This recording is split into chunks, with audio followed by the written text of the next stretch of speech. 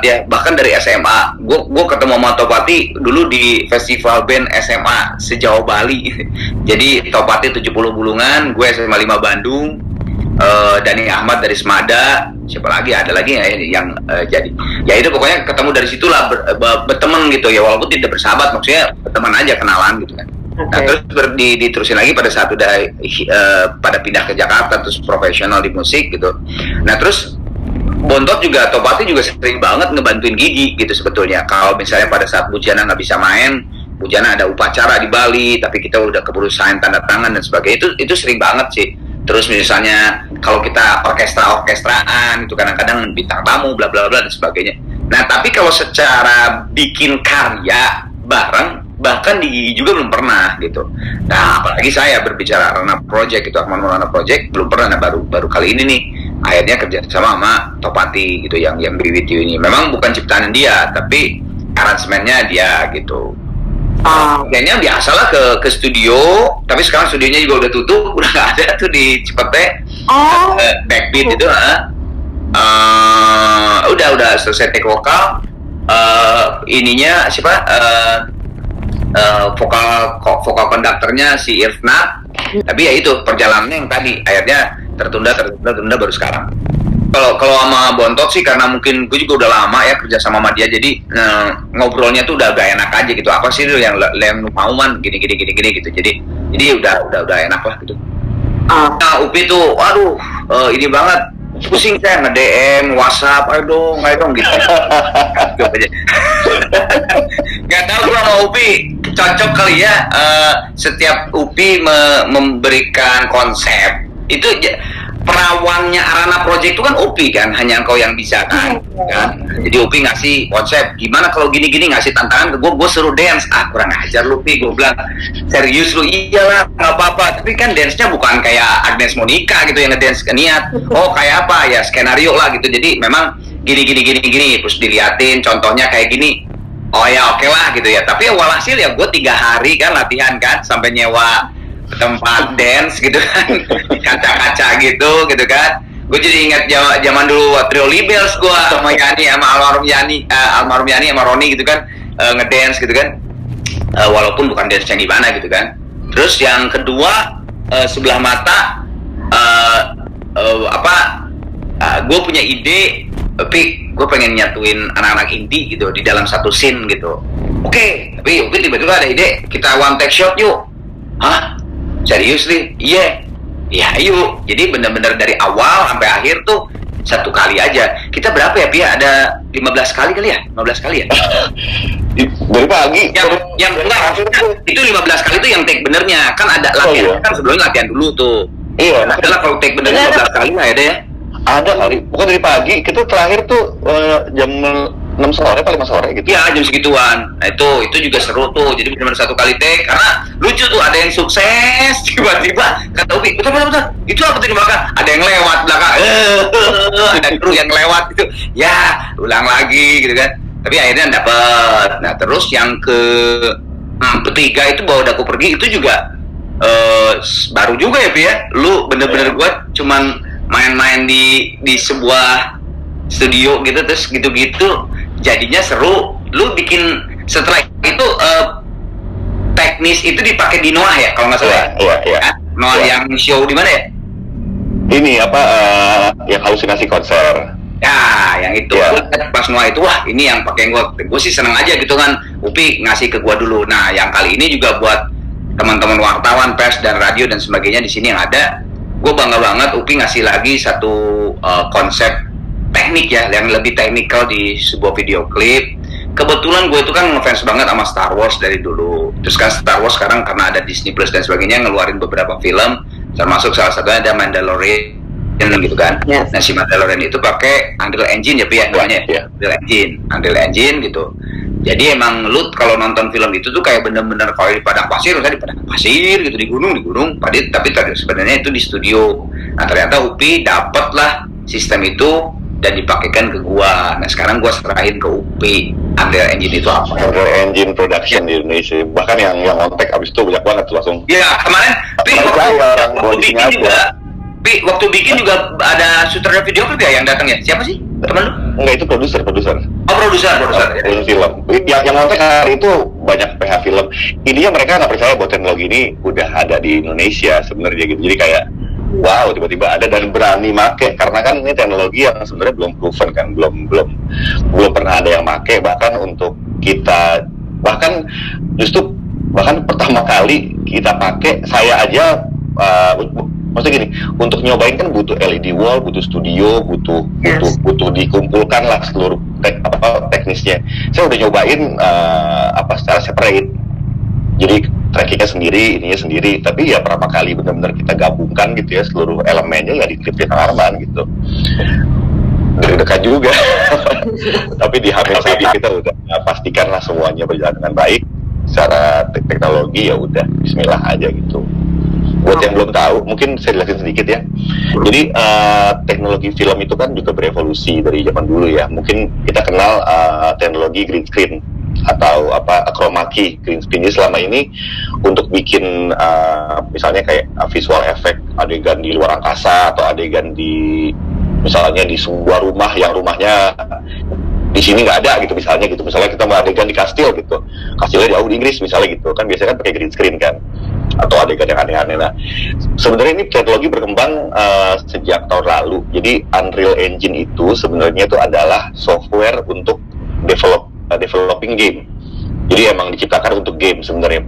Udah bertahun-tahun lah. Dia adalah salah satu dari development game yang paling besar lah di dunia. Itu ada dua, ada Unity, ada Unreal Engine. Tapi sejak tahun lalu Unreal Engine itu mulai mengembangkan fitur-fiturnya untuk ke arah film production. Salah satunya adalah yaitu dia LED di belakang objek, tapi supaya kelihatan realistis di atas kamera itu kita taruh tracker namanya. Jadi kalau kameranya belok ke sini, backgroundnya pun juga paralaks nih, ikutin perspektifnya nih. Jadi seakan-akan terbentuk image kayak 3 dimensi.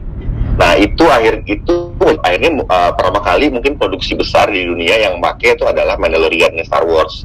Walaupun sebenarnya mungkin secara separately ya, dikit-dikit karena pengembangannya udah setahun, mungkin di film A, B, C udah dipakai dikit-dikit lah gitu mungkin ya. Tapi di Mandalorian mereka benar-benar announce bahwa mereka udah meninggalkan teknologi green screen yang udah lewat lah gitu, dan masuk ke teknologi Unreal Engine Video Production. Nah, kita di sini juga awalnya sebenarnya juga gara-gara pandemi juga sih kan. Jadi banyak teman-teman juga yang anak-anak IO, anak-anak 3D yang mungkin nggak ada event, jadi nggak ada aktivitas. Nah, kita pernah ngumpul, saya usulkan yuk kita kembangin ini yuk, kan masing-masing ada yang punya kalian, ada yang punya ahli di IT, ahli di 3D lah, kita coba pelan-pelan lah kita kembangin, yuk pasti akan jadi sesuatu nih gitu. Nah di saat yang bersamaan Kang Arman kan nelfon nih, bilang pokoknya harus bikin yang bagus, yang viral, gue serah sama lu, pokoknya harus bikin dari Noah. Ya, gitu. gue sih emang video-video yang terakhir tadinya gue mau sabot aja. Ya gue jujur ya, gue tuh fans berarti Kang Arman, maksudnya gue respect banget. Jadi apapun beneran, enggak, aku nggak percaya. Jadi apapun yang dia katakan buat gue tuh amanah gitu. Jadi kayak, oke, harus jadi bagus, beda. Tapi apa? Belum tahu saat itu jujur kan. Nah, yang nggak tahu kenapa ini kita ngomongin frekuensi kali, kayak pengembangan ini sama tim udah makin mateng, berbarengan sama Kang Arman juga udah kasih jadwal kapan syuting gitu-gitu.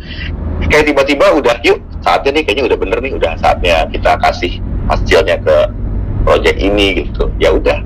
Masang LED wall itu kan nggak bisa sembarangan ya, karena harus rapet karena buat kebutuhan kamera itu harus rapet, jadi itu butuh 8 jam masang kalau nggak salah ya. Terus proses pemasangan tracking, base station, kalibrasi dan lain-lain pun sekitar 6-8 jam juga di lokasi. Pokoknya kita H-1 itu selesai jam 12 malam. Selesai itu artinya udah set up, udah beres, plus ada beberapa kendala teknis yang ya itulah karena pertama kali kita coba ya. Wah, kayaknya siap nih, udah besok kita mulai deh. Walaupun malamnya tetap aja nggak tidur, deg-degan gitu ya, takut kenapa-napa secara teknologi. Ini kan soal teknologi bukan ini ya, bukan beli software, tapi kita mendevelop sendiri. Jadi nggak ada. Sebetulnya pertama kalau gue boleh jujur, masuk ke sana gelap.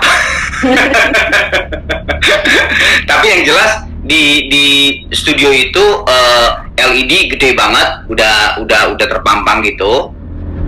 Terus seperti biasa gue lihat Upi dengan kameranya. Nah, yang gue nggak ngeh itu lucu gitu kan. Biasalah gue sekalian ngevlog aja gitu kan untuk di YouTube channel gue gitu kan. Ini karena wah ini pertama kalinya video klip yang dipakai nih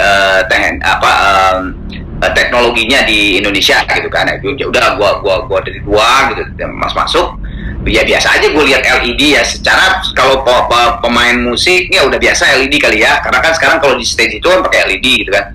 Terus gue lihat Upi dengan kameranya, ada krunya, terus ada settingnya, ada Brian, ada model ceweknya gitu lagi syuting. Terus gue santai aja gitu kan, tiba-tiba ngelewat, mas, jangan situ, gue kaget kan loh, emang kenapa gitu kan? Ternyata itu, nah baru disitulah sadar gitu bahwa beda dengan syuting video klip yang gue biasanya kan cuman kamera, kalau mau pakai LED ya silakan aja ada LED atau apapun itu, sama maksudnya mixer dan sebagainya kan, Upi gitu kan peralatan Upi. Nah ini tiba-tiba ternyata di setiap sudut ada sensor ya, sensor sensor yang tadi Upi bilang tracking dan sebagainya gitu, yang gue ternyata nggak boleh lewat situ. Nah terus ternyata di sebelah sana, di sebelah kanan gitu ada satu kayak mixer gede dan krunya yang beda lagi gitu dari krunya Upi gitu yang di itu ya memang beda banget ya, itu benar-benar teknologi banget sih di situ gitu. Jadi buat gua wah ini bakal seru. Tapi kalau lihat gininya sih ya kayak Upi di depan LED aja gitu. Tapi pas di situ selesai syuting sedikit yang Brian, Upi liatin, Kang sini Kang, diliatin gitu masih mentah ya, masih raw di komputernya Upi.